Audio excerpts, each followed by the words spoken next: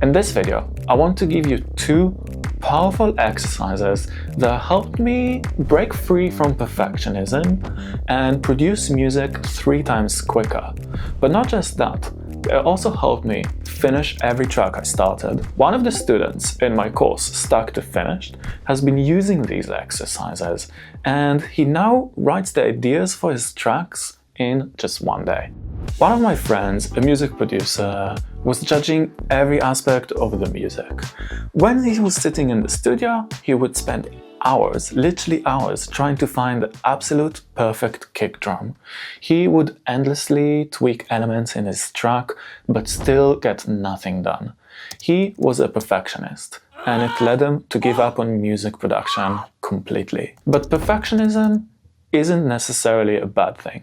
It's all a matter of how you let it affect your life. But first, we need to answer these questions. Why do we get so stuck? Why do we waste so much time on small decisions that don't even move our track forward? I remember one day I sat in the studio and spent 4 hours playing with different plugins, synthesizers, creating complex sound design, until my eyes almost fell out of the sockets. It happened because something was holding me back from making decisions and making progress with my track. Deep down, I knew that I wasn't reaching my ridiculously high standards with this track, and playing with some random sounds and plugins was just much easier. If you make music, you probably faced this before, and you know how frustrating it can be when you sit in the studio and you can't make progress. You start thinking to yourself if you even got it in you,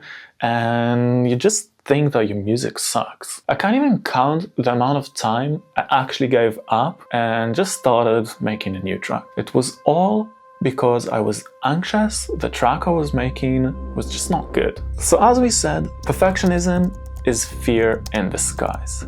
But if we can define what perfection is, then we can overcome that fear and finish tracks we're truly happy with. One thing that you can do is embrace the fact that what's perfect for you might be terrible for someone else. I bet that there is at least one of you watching this video that if you would listen to my music, you would think it's terrible.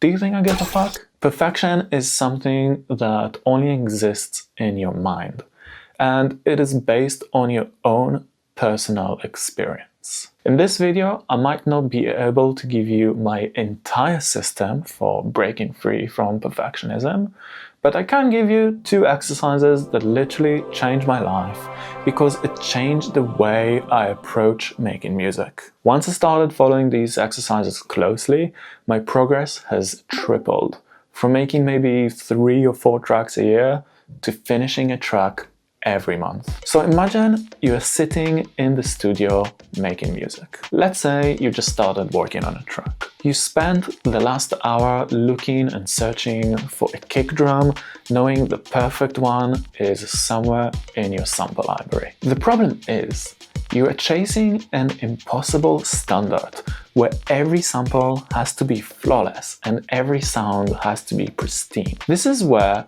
the good enough method comes in. The goal isn't to settle for bad quality.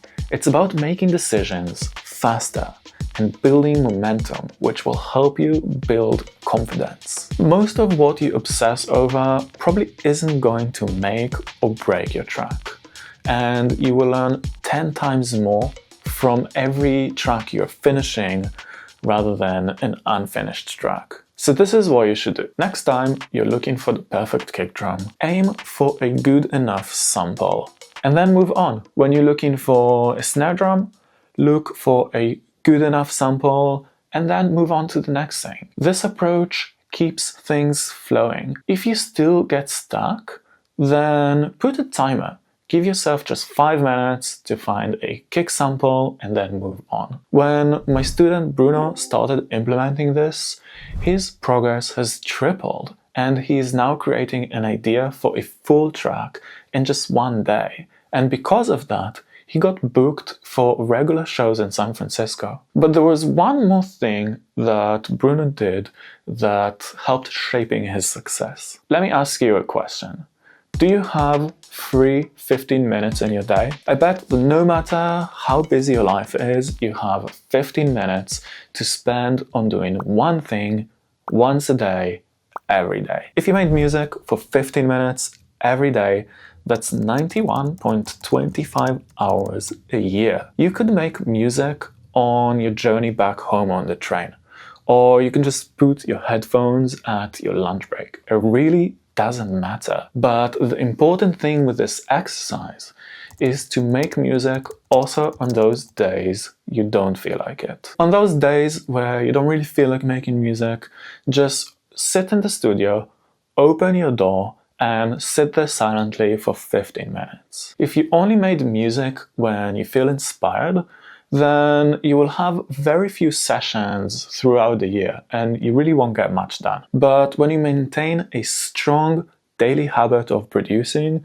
you will notice that most of those 15-minute sessions become 1 hour or longer. You can check out the link in the description if you want to learn the full system Bruno used to go from an amateur producer to finishing radio quality tracks consistently. Now, the 2 tips in this video are great, but really not enough, because without putting it into a system, you're most likely to revert back to old habits. So you will find everything you need to know in this video. See you there.